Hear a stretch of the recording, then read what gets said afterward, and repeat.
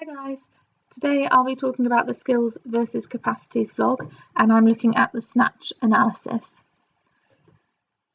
So here I'm doing an overhead squat and I've classed myself as athlete 1, and the skill level here is average because I've decided that greater control is required. However, the capacity in my hip and ankle mobility is pretty good. The left shoulder mobility is fairly average, which, as you can see, the left shoulder is being held a little bit more forward than the right. And as you can see, this leads to poor control and shoulder stability, which causes me to have a slight forward trunk lean going towards the bottom of the overhead squat. However, I have been able to reach full depth in this overhead squat position. This has kind of shown me that I do have the capacity to reach a snatch position, but I don't have the ability to perform the skill. And this is shown by a lack of fluidity and proficiency at doing the movement. And the main reasons for this lack of skill is partially, or mainly actually, familiarity, so not having practiced doing the snatch very much. But also historical beliefs that I haven't been able to do this movement. I was quite tentative with doing anything overhead when my shoulders were quite unstable, and so that prevented me from kind of practicing anything in this position. You can also see in this attempt that I've got quite a forward translation of my knees, which obviously doesn't help the stability.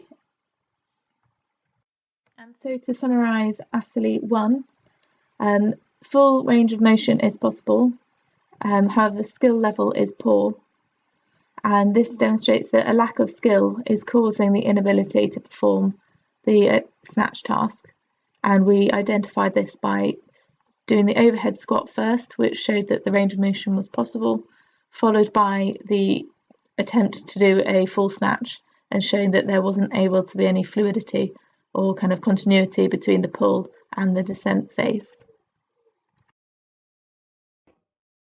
So now we're going to go on to look at athlete 2, performing an overhead squat and a snatch.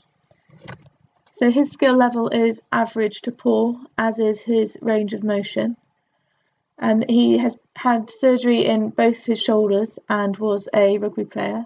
So initially the look at his hip mobility seems okay. However, when you notice the position of his trunk and then the position of his shins, you can see that really his depth is fairly poor. And he's also limited in this movement by particularly his right shoulder stiffness. And this is shown by the excessive forward trunk lean and head carriage as he moves through the overhead squat, and also by the asymmetric position of the bar. As you can see, it's really sloping down towards the right hand side. Similarly, his knees don't track over his toes, and he really has to push his knees wide in order to get that mobility. It's interesting also to see how he uses his neck to kind of lift his upper body, and because there's the lack of ability to use his core muscles in this really hip flexed position. And so then as we move on to watching this athlete do a snatch, we can see that his shoulders and trunk are not able to stabilise his arms and the bar above his head. I believe that this is more of a capacity issue because the athlete isn't able to reach the required range of motion or motor control in order to perform this movement correctly.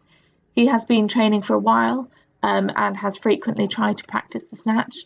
However, due to his previous injuries and lack of capacity in this area, he's unable to perform the snatch because of a capacity limiting him to perform this task.